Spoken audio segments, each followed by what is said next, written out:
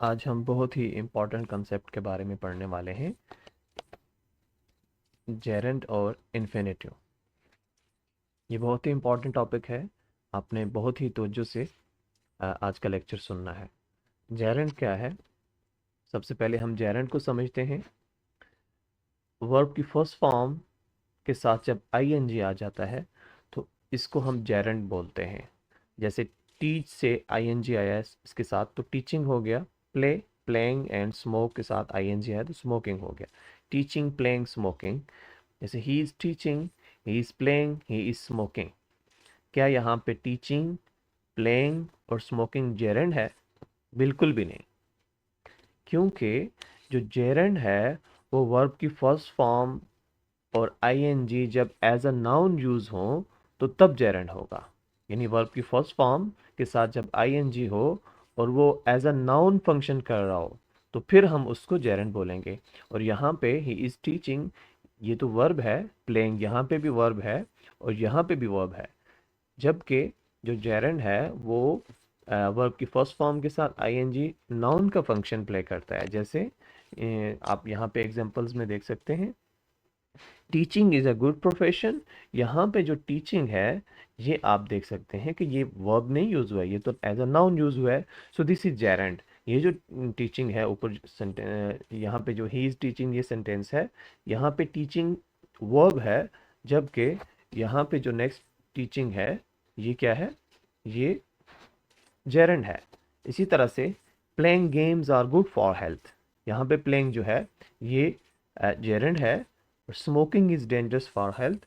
और यहाँ पे भी स्मोकिंग जो है ये जेरेंड है। क्यों जेरेंड है? क्योंकि यहाँ पे टीचिंग, प्लेइंग और स्मोकिंग तीनों जो हैं एज अ नाउन यूज हुए हैं। जबकि ऊपर वाले तीन सेंटेंसेस में he is teaching, he is playing, he is smoking यहाँ पे एज अ वर्ब यूज हुए हैं।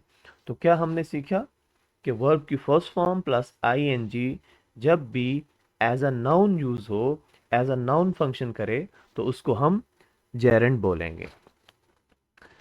अब ये कभी एज अ सब्जेक्ट भी यूज हो रहा होगा और कभी एज एन ऑब्जेक्ट भी यूज हो रहा होगा। जैसे एज अ सब्जेक्ट कैसे यूज होगा, इस एग्जांपल में आप देख सकते हैं कि स्पीकिंग इज डिफिकल्ट। यहाँ पे स्पीकिंग जो है ये एज अ सब्जेक्ट यूज हुआ है।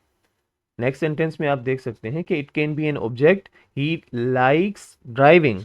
यहाँ पे ड्राइविंग जो है ये एज एन ऑब्जेक्ट यूज हुआ है। जो सब्जेक्ट है वो क्या होता है? आपको पता भी होगा कि subject doer of an action होता है। यहाँ पे एक्शन करने वाला है और यहाँ पे रिसीवर ऑफ एन एक्शन है, यानी जो एक्शन रिसीव कर रहा है। तो ये डूअर ऑफ एन एक्शन जो है सब्जेक्ट, यहाँ पे जेरेंड यूज हुआ है और यहाँ पे एज एन ऑब्जेक्ट जेरेंड को यूज किया गया है। और इसके दो यूज़ और भी हैं। इन शॉर्ट प्रोहिबिशन में, जैसे आप कोई चीज़ रोकते हैं, किसी को मना करते हैं।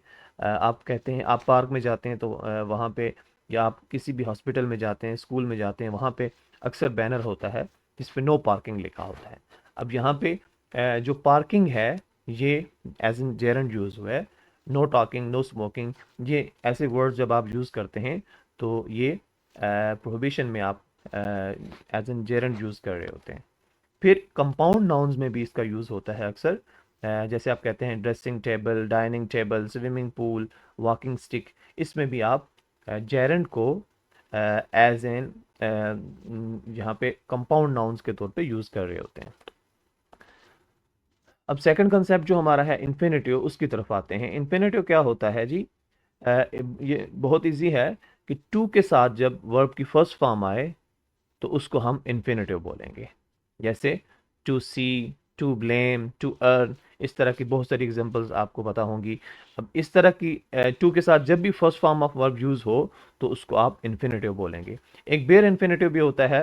बेयर इन्फिनेटिव ये होता है कि आप जब टू को हटा दें, सिर्फ फर्स्ट फॉर्म ऑफ वर्ब हो तो वो बेयर इन्फिनेटिव होगा। इन्फिनेटिव को समझना थोड़ा सा टेक्निकल है। बेयर इन्फिनेटिव तो इजी है कि उसमें just first form of verb होता है। तो ये जो इन्फिनेटिव है ये समटाइम बहुत सारी वीडियोस में आपने देखा होगा कि उसमें सिर्फ बता रहे होते हैं कि ये एज अ नाउन यूज होता है। जबकि ये एज अ नाउन सिर्फ यूज नहीं होता है इन्फिनेटिव, नाउन के तौर पे भी यूज़ होता है, एडजेक्टिव भी और एडवर्ब भी। मैं आपको एग्जांपल से अच्छे से समझाता हूँ कि ये कैसे नाउन के तौर पे, एडजेक्टिव के तौर पे और एडवर्ब के तौर पे यूज़ होता है। नाउन के तौर पे आप इस एग्जांपल में देख सकते हैं, to see my parents daily is blessing. यहाँ पे टू सी जो है ये एज अ नाउन के तौर पे यूज़ हो रहा है कि टू सी नाउन क्या होता है, ये वैसे नेमिंग वर्ड्स होता है, तो यहाँ पे ये जो फंक्शन कर रहा है टू सी इस सेंटेंस में, तो ये एज अ नाउन फंक्शन कर रहा है। That's why this infinitive is used in this sentence as a noun. In the second sentence as an adjective, adjective क्या होता है, जो नाउन के बारे में हमें बता रहा हो। और यहाँ पे देखें, the person to blame is me. अब इस वर्ब है, टू ब्लेम जो है ये पर्सन को एलोबरेट कर रहा है, और जो पर्सन नाउन है, जो नाउन को एलोबरेट करे वो एडजेक्टिव है। तो यहाँ पे टू ब्लेम जो इन्फिनेटिव है वो एज एन एडजेक्टिव यूज हुआ है। नेक्स्ट जो है एज एन एडवर्ब, इन्फिनेटिव जो है वो एज एन एडवर्ब भी फंक्शन करता है। जैसे Max is working very hard to earn money. अब यहाँ पे टू अर्न जो है इसका ताल्लुक वर्किंग के साथ है, वर्किंग वर्ब है, और जो वर्ब को एलाबोरेट करे वो एडवर्ब होता है। अब टू अर्न जो है इन्फिनेटिव यहाँ पे एज एन एडवर्ब यूज हुआ है। I hope you understand these two concept, jarring and infinitive.